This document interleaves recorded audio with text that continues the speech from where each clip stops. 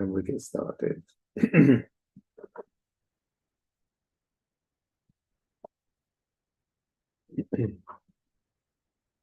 Okay, and we're live. So good morning, everyone, and welcome to another episode of the Crypto Hour. Quite a few things to talk about this week. We've had a kind of like a monster move with a new high in gold recently. So we'll have a look at what that means, and also obviously Bitcoin price keep going up. So we'll have a go at see where this may go in the next in the short period, and also in the long term in the next 5-6 years. So let me start straight away. First of all, let's start from as usual, the economic calendar. Let me just get this out of the way. Can you see my screen? Yeah. Fantastic. Okay. So it's been a week like with not many economic announcements. Mainly, we've seen the cash rate in Australia remain the same, 4.35%. As we talked about last week, Australia is kind of like maybe the outlier in the central banks, in the sense that it's expected to keep rates pretty much unchanged to the end of next year. And the other big things have been kind of like job figures. All right. In the US. Okay. Please mute yourselves, guys. So we have jobs figures in the UK, in the US, that keep showing a weakening of the job market, with new openings going down and below expectation, and the overnight rate in Canada again stayed at 5%. So central banks interest rates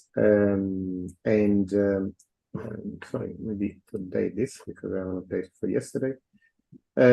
Yesterday we had slightly positive figures for unemployment claims, which have slightly below average, although they went up slightly from last year. But the continuous jobless claims, which are another thing that I'm not going to bother showing you today, but the kind of positive figures as well, although the unemployment claims are going up, they continue, and unemployment claims have gone down slightly. So mixed figures in the job market from the US.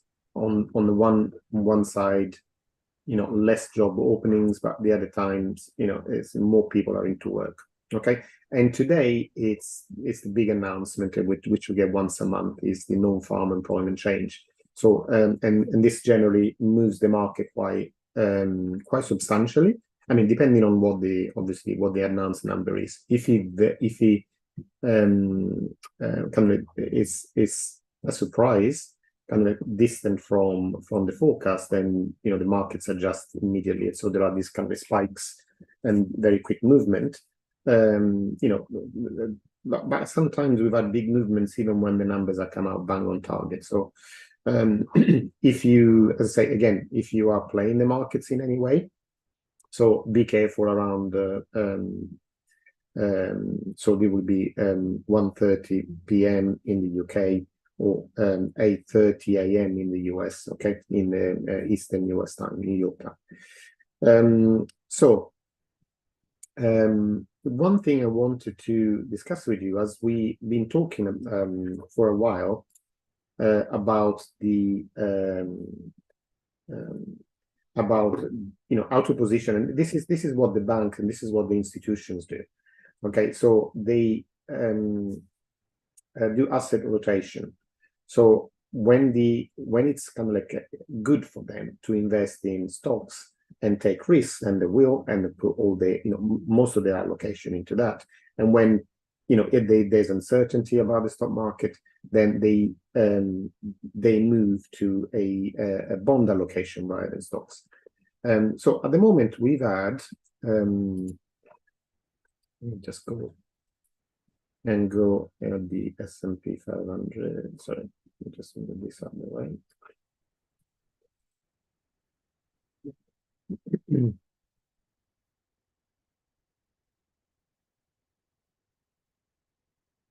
Okay.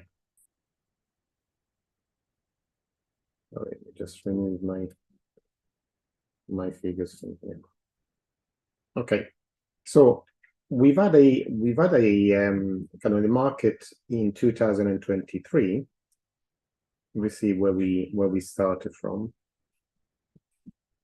Okay, so we were up here 1st of January. Where is that? Second, sorry, not 1st, 3rd of January. So we were right up here. Okay.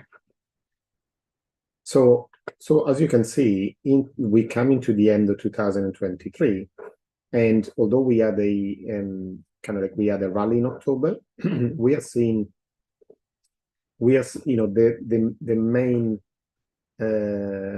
sentiment in the market in 2023 has been of trying to keep the, let's say, top third of this move, okay, that we had in from 2020. So this is where the market was before the pandemic, okay, about 3,000. So it almost had a kind of 50% increase in 3 years, and then there was this big correction. Started at this was wrong. This is 2022. What am I talking about? I have to move this to the beginning of 2021. So 2023. So sorry, change the thing. So they have this big move, which was the following the pandemic, when they had a big drop in March, and then moved to the end of 2021. Then 2022 was all about the correction, and now in 2023, we've grown about 20%, but we're coming against the kind of the upper end, the all-time highs, and the valuations are quite stretched. So expectations are are at the moment. Oh, sorry, what's happening to me? Expectations are at the moment that the rally in equities might be coming to an end, and so a lot of institutions are repositioning into bonds now, and this is the reason why. Okay, as you know, inflation has been coming down all across the world, in particular in the US. Okay, and we have core inflation at the moment that is around 4%. Okay, what this graph shows you is the correlation between bonds and stocks. Okay, so when we are with core inflations at high levels, there's a positive correlation. It means that if stocks go up, then bonds go up as well. But this is the important thing. Okay, with inflation moving, core inflation moving towards a 3% figure, then we will get into a position where bonds will have a negative correlation with stocks. That means if stocks go up, bonds go down. But more importantly, if stocks go down, bonds go up. So bonds can function as a hedge against stock prices. Okay, so obviously, investment pension funds, big investment funds are invested into several things, but they have to make sure that they produce a certain revenue for their investors. So hedging is an important part of their figure or their strategy. Okay, so that's the reason why we're looking at bonds. We've been talking about bonds for for the last 2 or 3 months. And this is one of the drivers. So if you believe in the narrative that the inflation keeps going down and the interest rates are starting to come lower, we're going to have a protection against a possible possible downside on the stock market and protecting into bonds. Now, what does that mean, and kind of like who buys and who invests in bonds? Okay, now these are roughly, where the investment in bonds comes in. The Fed, about when it was doing quantitative easing, about 1 trillion a year, mostly in like 7 to 10 year bonds. Central banks, another trillion per year, a shorter term duration, 3 to 5 years. And then pension funds and insurances are the big buyers of bonds at a rate of about 2.5 trillion a year in long-term bonds, because they have to guarantee that they're going to have enough money in the kitty to pay the pension, 10, 20, 30 years down the line. And if you see kind of like a recent analysis, the who's buying, or selling bonds, we can see in 2023, the biggest buyer by far has been households, because people who are feeling the pinch, and also with these very high interest rates that have been available for bonds, people want to secure high interest rates for a long time. So if you go a pension now, buying bonds in 2022, 2023 would have guaranteed you a return of about 5% plus for a long time, which is very attractive to people that just are about to draw a pension without having to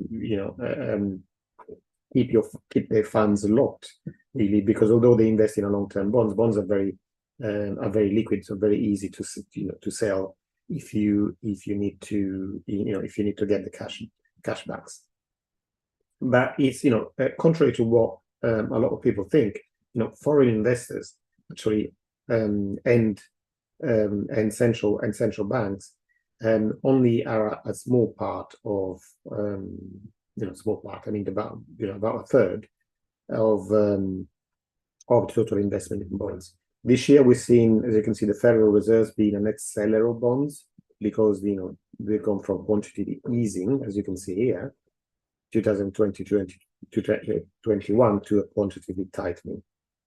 And the same thing, obviously, mutual funds and ETFs have been selling because they've been investing in stocks and shares with the stock rally. So, what's the positioning really of a portfolio? Sorry, let me just make it a little bit bigger for you.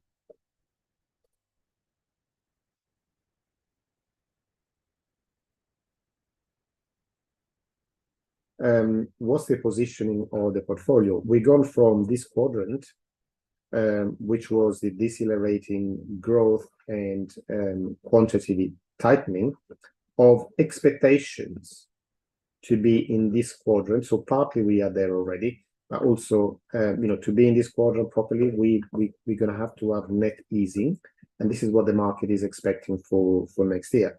So this kind of quadrant, we'll see the kind of the sectors that will do well. Gold, and we'll see, this is what we're talking about. This will be gold made a big new all-time high this week, and also US growth stocks and treasuries.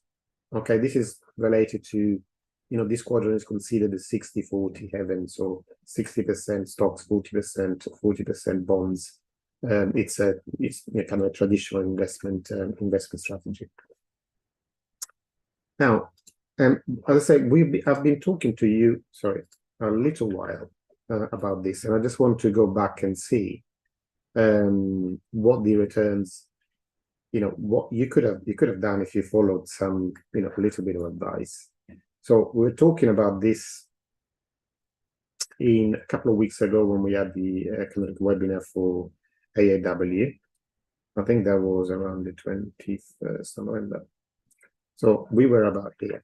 Okay, so from then, where we are, 21st of November, even if you bought at the bottom, you would have got a maximum of 1.5% on average investing in stocks. Okay, so this is what, I mean, the market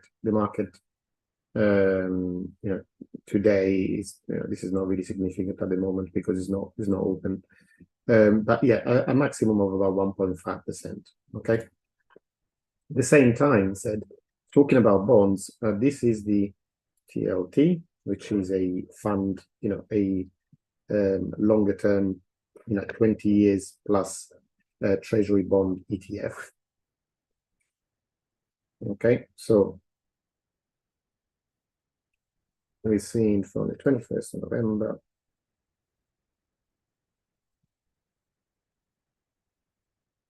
almost 7%. Okay, at the moment we're standing at about 6% in the last couple of years. But if you've been a little bit more enterprising and you are bought, as I told you several times, the leverage ETF, the TMF, which is the same thing as the TLT, but with three times the gains when it goes well, on 3 times the loss when it goes badly. Okay. But at a time, as I say, when interest rates are going down, bond prices are expected to go up. Okay, obviously this is going to be volatile like everything else, but we are talking about getting still below the levels, the lows that we touched in October 22. So at any time you would have been below this level. Only this past couple of months, really from mid-September till now, you could have bought it below this level, but it's still a very good, historically a very good price. I can see where we come from. So just forget a little bit about 2020, but this is where we were. So I don't like just saying, oh, you can get all these returns or whatever, but this level here, it's pretty much the long-term average, as you can see. Even the low where we have been in 2013, so this is as low as we've been from 2013 until last year. Okay, we're talking about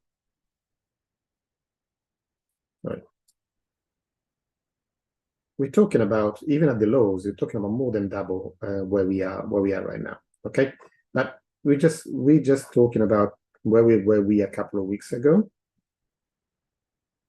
Okay, let's measure this as well. 21st of 22%.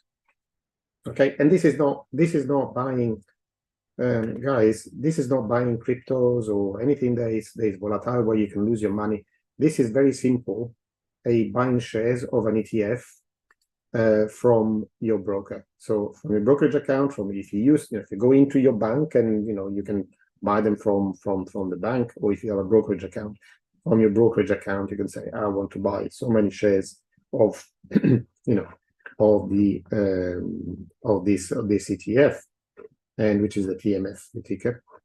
But you can go, if you go onto the website, you get all the details because they might want the the code and etc.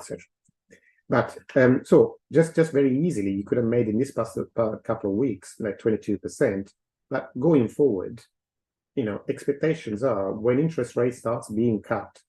I mean, and this rally that we've had already, it's due to the kind of expectations, just the expectation of interest rates being cut, and starting to price in cuts in interest rates by the end of next year.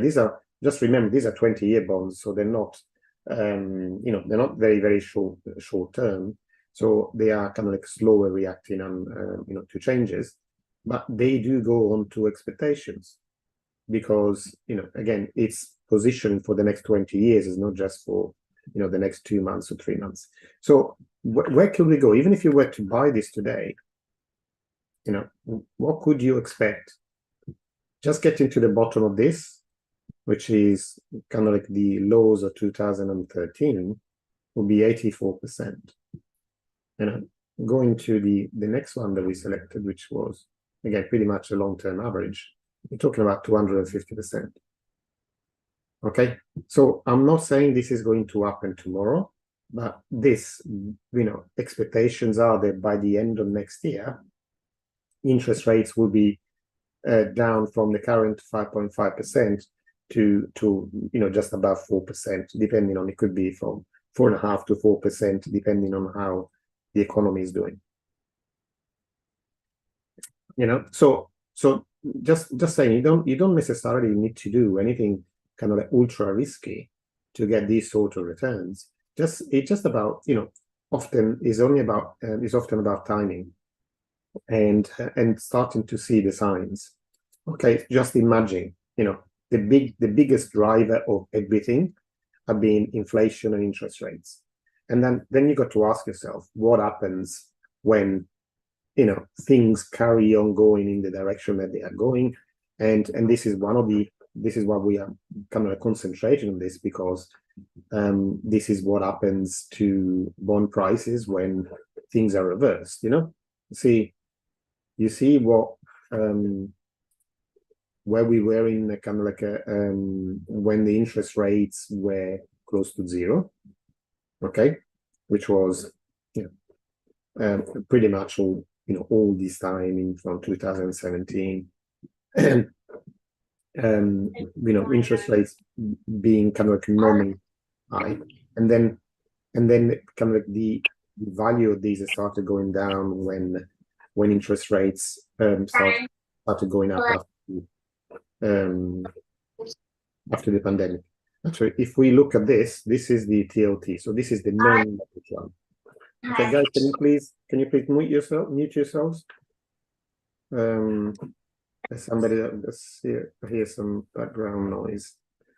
Okay, so this is the non-leveraged one, which will show more of a linear reaction to interest rates. Okay, so we can see when interest rates are started to to be increased, and the value of bonds kept going down, because bonds are, that pay a certain interest rates are less attractive when there is something else that can pay kind of like higher returns. You don't need to buy bonds if you can, I don't know, let's say, have your money in the bank and receive the same interest. So, but the one thing I wanted to show you, and this is a little trick, okay? So what I wanted to show you is this, okay? So this is the volume, okay, market volume, and these are 20-year bonds. Okay, so when do we see the highest volume? We see when we are right at the bottom. Okay, so this period here, you can see, marked it down. We can see the highest volume in the trading of this instrument. And why is that? Why is that? Is because institutions, don't panic, don't see, oh my God, it's going down, I've got to sell my shares or something like this. They do the complete opposite. They have a target, and they're thinking, okay, when we get to that price, we are buying. Okay, and this is what happens right now. What this is indicating is the institutions coming in, thinking, basically, what this is telling us, okay, guys, we have reached the market bottom for this cycle. Okay, because we're happy to put all our funds in. And this is why you see this kind of moves. I mean, bonds are generally very slow, but this is already like a 15% move in the price of bonds. They already pay 5%. So this is on top of, this is just the price. Okay, on top of the interest that you would receive. I mean, in this case, it's an ETF. So ETF pays, they will pay a yearly dividend. They wouldn't pay the all 5%, as that is included in the price of in the share prices. But still, you will receive a dividend, and on top of that, you got the price of your capital increasing by 15% over just a month and a half. Okay, so this is why I'm talking about these things, and why I would like you to pay attention, because these are things that you can do right now to safely allocate your long-term resources. I'm not talking about kind of gambling money or things that you put to projects that could fall off tomorrow. These are kind of like long-term strategies that can still pay returns.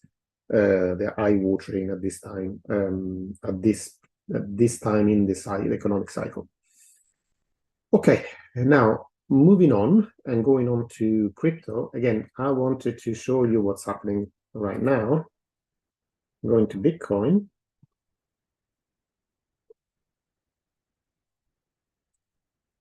Okay, so let me just remove this.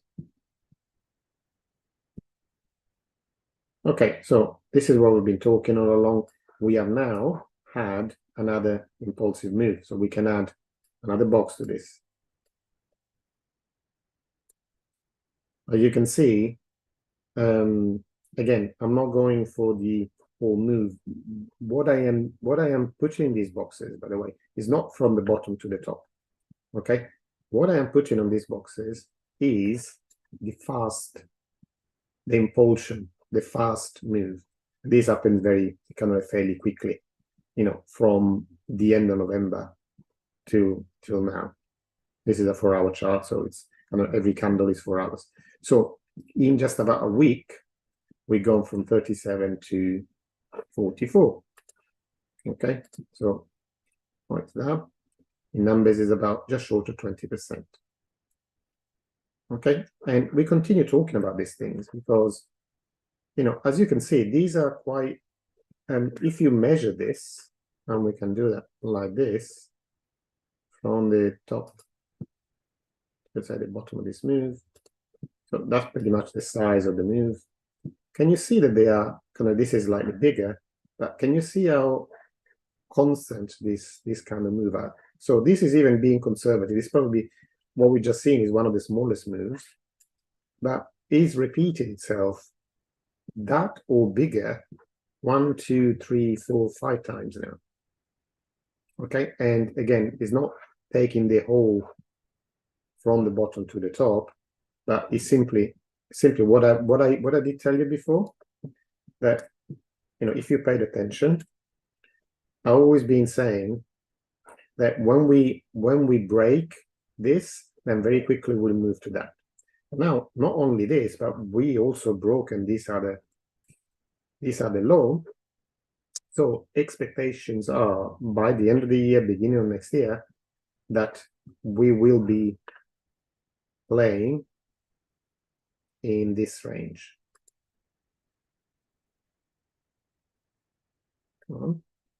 So end of 2021. Okay. And we already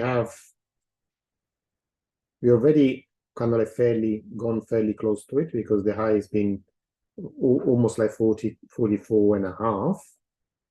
Okay, but if you've been waiting on waiting to put your money in crypto, I'm thinking one of the worst things you could have done recently is doing dollar cost averaging, because it's been clear since we were down here, and there've been rumors about the ETF that this was going to happen, and now expectations, as I say, for the end of the year have gone from 28,000 to around 50,000. Okay, so the only thing, if you still haven't been, obviously has gone up a lot. You can expect a little retracement. How much, nobody knows, because nobody has a crystal ball. But the option market can give us an idea. And I say the expectations for the end of January are over 50,000, and the maximum pain point will be around, let's say around this point, around below 37,000. Okay, so what I'm saying, probably, and say obviously this is just probability, okay, but probably the low we could touch before we add the next impulsion, I think is going to be around 36,000, but we might even not get that low. There's always, around Christmas, there's always this Santa rally that kind of moves everything. So we already touched this before Christmas. Now, in terms of what we could get up to, first of all, kind of like among regulators, they're starting to be increasingly open to a spot Bitcoin ETF. So the SEC is in advanced talks with technical details for the approval, and firms like BlackRock, Bitwise are updating and ARK Invest are updating their ETF applications. So when will this be approved? Nobody knows, but there's kind of guessing here, hints at possibility of approvals around beginning of January the 8th. But we'll see. They've been talking about, it's going to happen next month. It's going to happen next month now for the past few months. But the only thing I can tell you is that all this move here, okay, all this move here is being just on rumors. Okay, so just rumors. They have changed the attitude of people towards what could we expect from from the price of Bitcoin. So some excitement has started to come back into the market, and it shows you in the price from 26 to 43. Is a massive, so more than 50% if you want to measure it.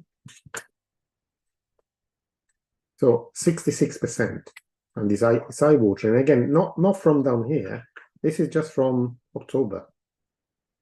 Okay, guys, and many we can see now many altcoins have grown in even a lot more than that. So with the potential of that happening, and potential of the that's my thing on. And the Bitcoin halving event, in end of April, beginning of May next year, we could expect a real new bull market, if you don't consider this already a bull market, to be in full flow a few months after this. So by the third quarter of next year, I really think that we already would be seeing new all-time highs in Bitcoin and also in many altcoins. Okay, so I would say this is no financial advice, as you know, but we're just talking about what could happen. Okay, probabilities, and now probabilities are stacked towards a lot of this happening, because the thing is, the firms like BlackRock, Fidelity, ARK Invest, they've got about 27 trillion of funds under management. Okay, the whole crypto market is worth 1.5. So to get a move like this, you don't need trillions. You just need a few, I would say, a few billion, hundreds of millions to actually get moves like this. So imagine if you start getting 20, 30, 40, 50 billions coming into crypto. Okay, the 2021 rally was less than 10 billion of inflows. Okay, 27 trillion times, let's just say 1%, would be 270 billion. Times 0.1% would be 27 billion. So if a spot Bitcoin ETF is approved and institutions starts moving a little bit of their capital, a little bit, just 0.1% of their capital into a spot Bitcoin ETF, we can expect moves like we saw in 2021. This. Okay, so this is going to be the result of just that one thing happening. Obviously not overnight, over a few months, because yes, you get the approval and that would be the initial jump in price, but then it will take a little while for people to start depositing funds and so on. So it's something that's going to drive the market and kind of like in an inflow of capital into crypto for a while to go. And remember that the main reason for that happening is that Wall Street will finally have something to sell related to crypto. Because up to now, they couldn't make any money from crypto. So the only thing they've been talking about, they're talking about rubbish, trying to push crypto down because they didn't want somebody else, stealing their market. Okay, so they wanted people to invest in, obviously, in the things that they sell, stocks and shares, funds, and so managed funds, especially so they can get lots of fees, things like this. They don't really want you to have an easy way without even going to the bank. Remember, this is crypto. You don't even need to go to a bank. You can completely bypass that and get returns that they can only dream of. Okay, so now they got something they can put their marketing machine behind. So just think about it. Remember, 27 trillion, and just think about what percentage of that could you expect to find its way into spot Bitcoin and Ethereum ETFs. Those are the ones that are on the cards right now. Maybe later we'll see, ETFs for other altcoins. At the moment, the ones that are being submitted are mainly Bitcoin and a few Ethereum ETFs as well. So even I would say just a minimal investment could cause a big jump in price. So that's why I am kind of I've basically placed all my funds back in crypto now. All the ones that were sitting on the side are fully invested right now. Okay, so I'm not I'm not beating around the bush right now because it's things are moving quickly. This is interesting. Articles that I bring to you. This is the new Binance CEO. Okay, so talking about the role of fiat in crime. Okay, compared to the ongoing narrative saying crypto is used by criminals, by terrorists, and things like that. Now there has been a research. These are properly research done by a guy. Not many of you are in Australia. This is Andrzej. I don't know. I can read his name, but Gwizdalski. I know if somebody can read it, please tell me. I've got no idea how to pronounce that. But this is a lecturer at the University of Western Australia. Okay, and also the researcher used data from the United Nations, the World Economic Forum, and crypto analysis of crypto. Now, what that shows is that the US dollar represented an estimated 3.2 trillion in illegal activity annually. Compared to that, the crypto is thought to be around 20 billion. So we're talking about 0.6, 0.7% of the amount compared to cash. But obviously, they're not talking about this. They're not talking about cash being used, for by criminals because obviously it's only crypto, isn't it?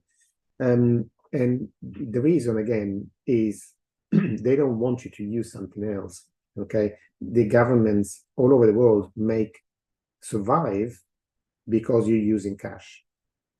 Okay, cash, not cash. Cash per se, but you're using fiat money. If we moved away from fiat money, they would lose the biggest chunk of the funding. Okay, so obviously they keep talking down about crypto. Now, one thing I wanted to, before we go on to other things, just a couple of things. Okay, this is another article that talks about Michael Saylor, and he conducted a poll thinking what the long-term holders are holding for, and the majority are holding for they hold in Bitcoin until it reaches 1 million in value. Okay, yeah, a bit far away from where you are now. Obviously, we have 40,000 right now, so talking about 25 times from where it is right now. But let's see. You see what we're talking about. We've been discussing with you institutional capital and halving event. Okay, these are the catalysts right now in 2024 for this surge to start. Okay, historically, whenever there's a halving event, the next 6 to 18 months generally we see a bull market in crypto. So that happens every 4 years. This is why we see, you know, the 4-year cycle in crypto, which may change as crypto becomes more mainstream. Okay, but this is what I wanted to show you. Obviously, this is a free report which you can get from ARK, the ARK investment website, which is the Big Ideas 2023. Okay, and a part of this, so it talks about, it's, by the way, it's a really good read. If you want to download, it's free to download. So I will encourage you all to read it. These are the things that they're talking about. Okay, so they invest into all this new exciting you know, technology. So it goes from crypto to robotics to electric vehicles. So it's not just crypto, but there's a big section about Bitcoin. Okay, so this is what I wanted to show you, because there's some proper research behind where we could get to. Okay, these are some of the things. So these are kind of the, you know, the peaks in the market, and then how much price went down from the peak. So we can see 2011, 2013, 2017, 2021. Okay, now we had minus 93%, minus 87%, minus 84%. The last one was actually quite, you know, everybody was expecting to hit the 85% mark, but it only stopped at about 77%. Okay, but this is the figure that's important. This is the compounded annual growth rate, CAGR. Can you see that? So either peak to peak or trough to trough, however you want to see it. Kind of like, I'm not saying, you know, if you buy at the bottom, but if you bought at the top, so if you did the worst you can possibly do and bought at the top of the market at any one of these prices, even at 69%, the compounded annual growth rate over the life of Bitcoin has been 158%. If we go on trough to trough, the growth rate is very similar. It's amazing how this is working in a channel, really. So even trough to trough, we go to 153%. Okay, and over time, I can say Bitcoin has outperformed every other asset, like equities, debt, gold, and, you know, Bitcoin. You can see the kind of returns that you had in kind of like 2022, and you know, and 2000. You know, if you look back 3 years, 4 years, or 5 years, even kind of like the least you know, attractive of these things will still outperform all the other markets. Okay, there's a lot of stuff, so I'm not going to go through everything that's on there, but I'm just concentrating. So this thing, by the way, is not done now. This was done at the beginning of the year.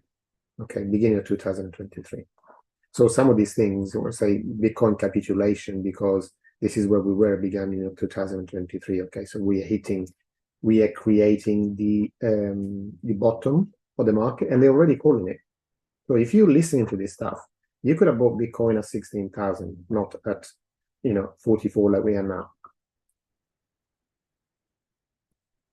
But the thing is, kind of like things that you can read, you know, in several places, is that the Bitcoin holders, the long-term holders, are actually entrenching.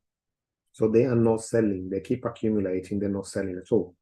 So they're holding more than at any other time, any other point in history. So they can, because they know what's coming. They know the next level will be several times higher than where we are now. So obviously they're not wanting to sell at this level. They want a lot more for their Bitcoin. So okay, even hash rate, which means is the computing power behind Bitcoin miners, has hit an all-time high in 2022. I can tell you that, you know, this has continued. We've gone to even higher levels now. So we keep growing, and that tells you the strength, because the strength of the network is how decentralized and how big the network is. So the more computers are working to keep the network up, the more secure it is. Then you're talking about other things. This is some of the institutions. Again, and we're going back more than a year now.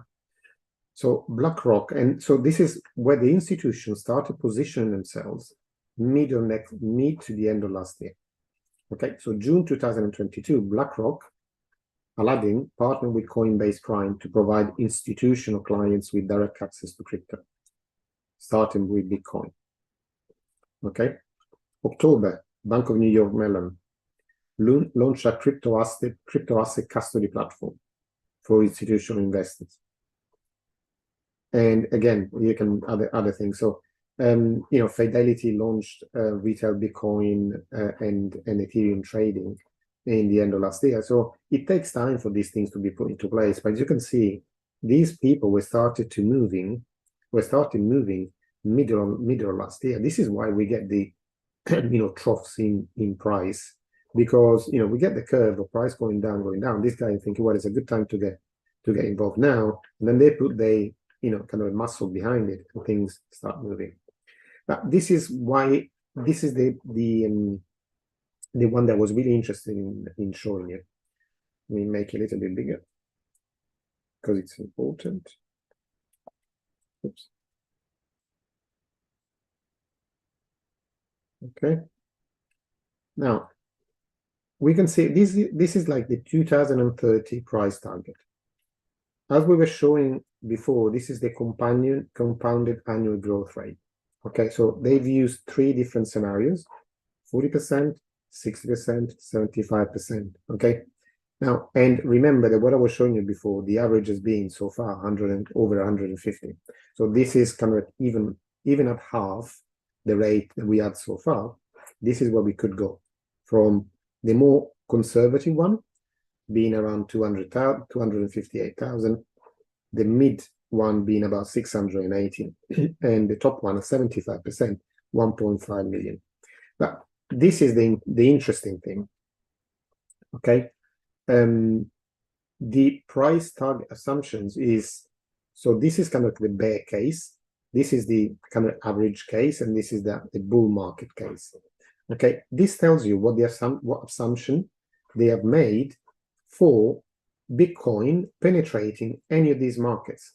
So don't thinking that the price is going to go there because we think it will, but thinking, okay, what percentage of the digital gold market, for example, will Bitcoin achieve by 2030? And so they have 3, again, bear, base, and bull. So we got 20% at the lowest of the the range, 40% mid-range, and 50% the bull market. And then institutional investment, what assets under management, what's it going to be? And these are talking about, again, in 6-7 years. I'm not talking about massive things. So assuming 1% of the capital will be invested into crypto for the bear option, 2.5 or 6.5. So I'm not talking about, they're not expecting, all of a sudden pensions to start putting whatever 50% of their funds in crypto. Economic settlement network. So this is huge. The US bank settlement volumes, and we can see, this is where, XRP and Stellar, for example, are in that market. Again, expected to gain between 1 and 10% of that market. Emerging market currency. And we can see this, we started seeing that with El Salvador, for example, and there might be some new countries coming on board shortly, again, from 0.5 to 10% of that market. So all these corporate treasury, remittances, national state treasury. So these are the assumptions made, and if these assumptions actually come through in terms of, from a business point of view, so will Bitcoin, if you consider Bitcoin as a business, will they succeed in hitting these targets? Okay, and if they do, this is the valuation. So even a very, very conservative valuation, like a crypto not doing much, we still are kind of like about six times where we are now. Okay, so so this is what we have in store, and why, when I'm talking about crypto, I'm talking about it with such passion, because I know that this is something that's going to change the world in more than one way, and especially what is going to make and the access it makes to finance for people that can't afford to have a traditional bank account or a traditional loan. Okay, other things. So yeah, some other things I wanted to mention in just a couple of minutes. The two biggest things have been, recently, apart from blockchain, have been artificial intelligence, and on that, there have been a lot of projects that combine blockchain with artificial intelligence. I've seen, big increase in prices. One of these being BitTensor, probably that as kind of surge in price. Other being, for example, AGX, and there are so many others. If you want to know which ones, just go to CoinGecko, go to cryptocurrencies and categories, and here there are so many different categories, but there is one for artificial intelligence as well. There we are. And again, it shows you from from the top to the bottom. Okay, these are some of the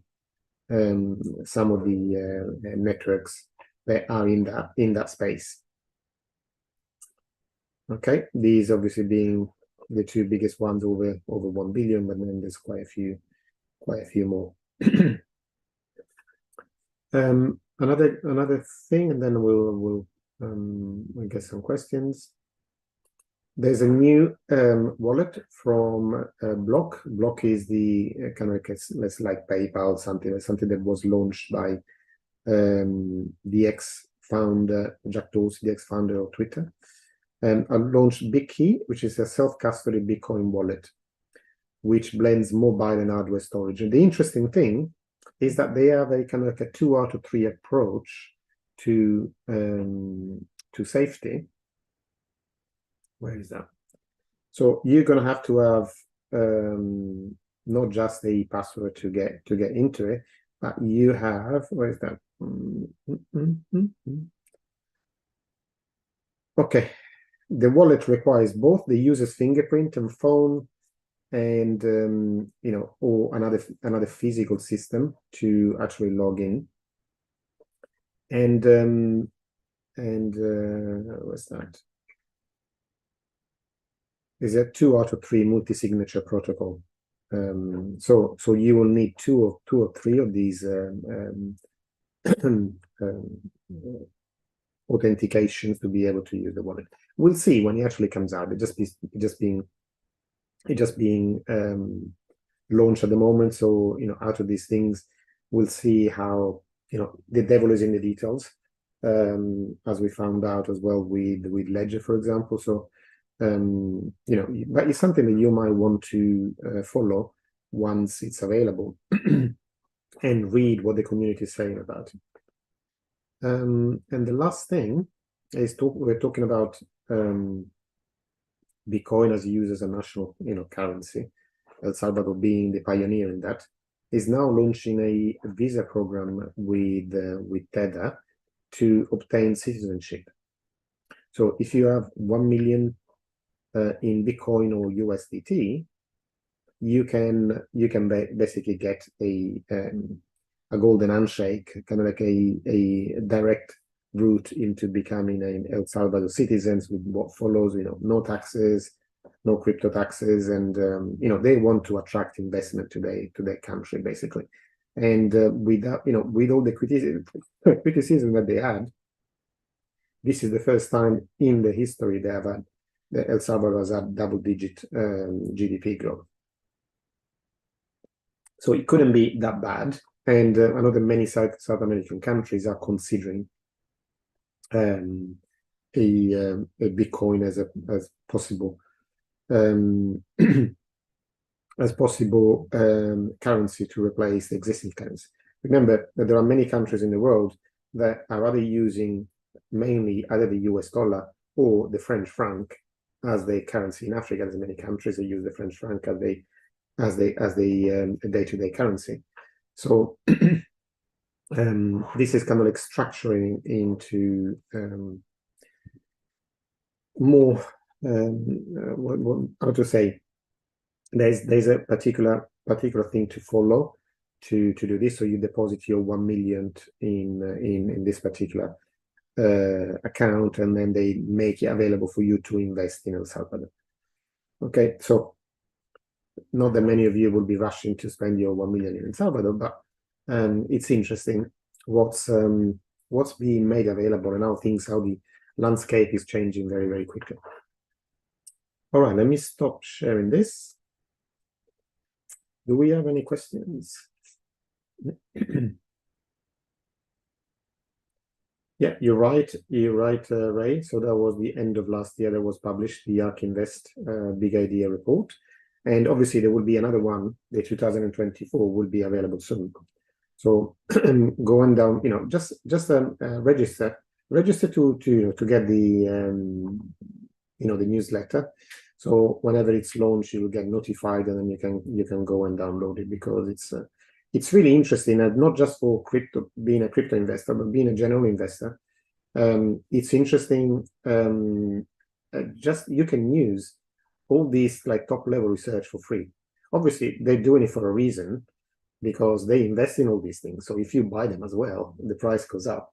So they are doing it for that. But at the same time, you have access to their top level research, and you don't have to go for everything they say, but you can use it to, the more information you have, then the better choices you can make. That's all I'm saying. It's all about, guys, don't look for handouts, just look to do some proper research, and then make informed decisions. That's what I would say. So anybody would like to ask a question before we close the call?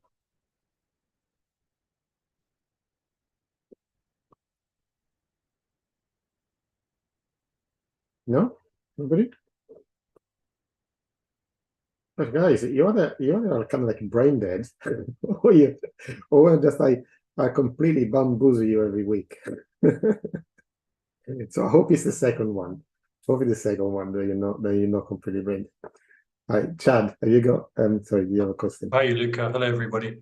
Good morning. I would love to spend some time with you on a bond strategy. Your stuff is amazing. Thank you. That's all right. No problem. I've been, to be honest with you, I haven't been, keeping any secrets. I've been fairly generous with the things. I mean, for me, the big, obviously, with safety in mind, the simple investments have been the best ones. Again, I appreciate many people may not be crypto savvy, but all of you should have some Bitcoin in your portfolio. And the other thing is that if you have got funds in a pension fund or something like that, do have bonds in it at the moment, because they are kind of amazing historical high levels. So it makes sense to position some of your funds into that, because they could reward you very handsomely. We're talking about very mid to high double figures.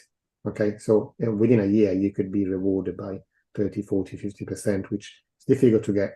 It's difficult to get in any other investment, Yeah. So just all about timing sometimes. And bear in mind that at the moment, the stock market is showing signs of a reversal. Okay, so I'm not saying short term, but we started seeing the signs of nervousness creeping into the market, and we might have reached a market top for now, until we start getting easing.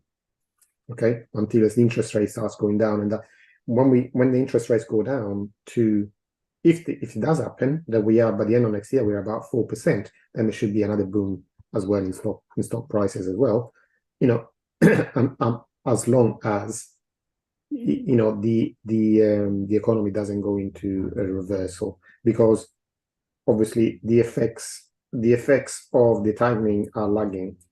Takes a while for them to kick into the economy, and that's why we've been seeing we've been seeing kind of like job figures that have kind of slowly deteriorated over the past few months, and economic figures or results in many countries in the world, they are again deteriorating.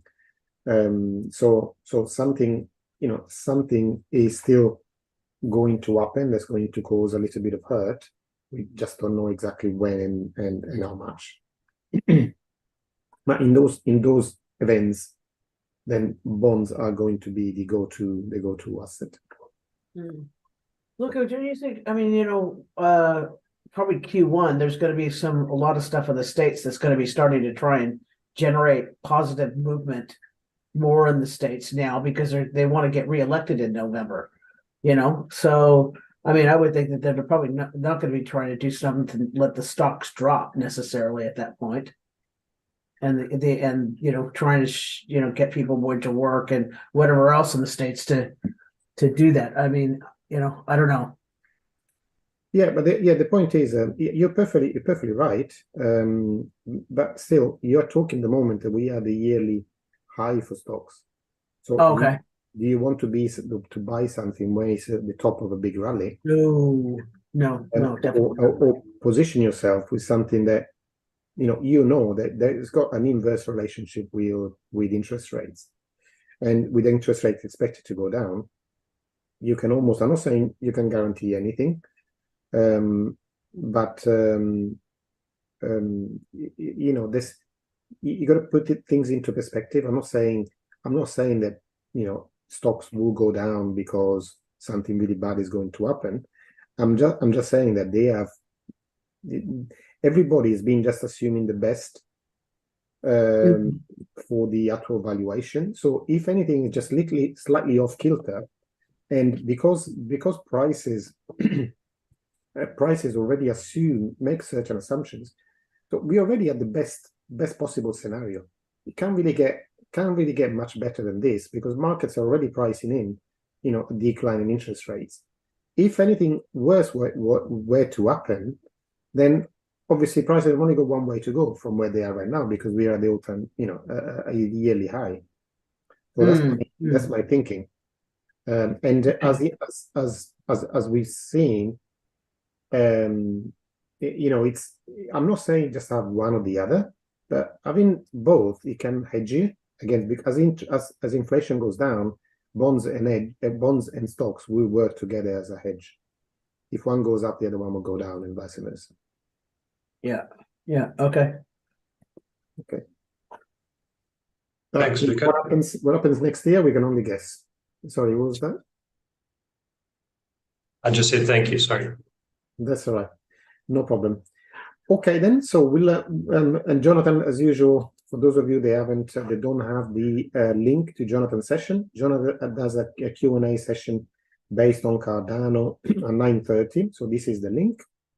If you haven't been on one of those before, then please go, because they're really informational, and obviously they are 100% crypto sessions. And not only that, they are focused on the Cardano blockchain. Obviously, you all know Jonathan. If you don't, Jonathan is a stake pool operator for Cardano.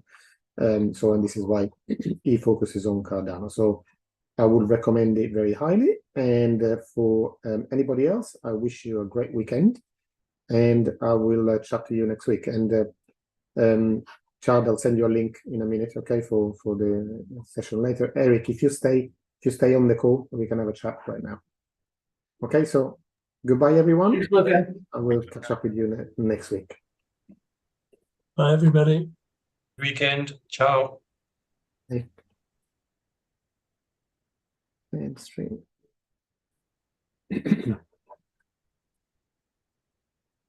Okay.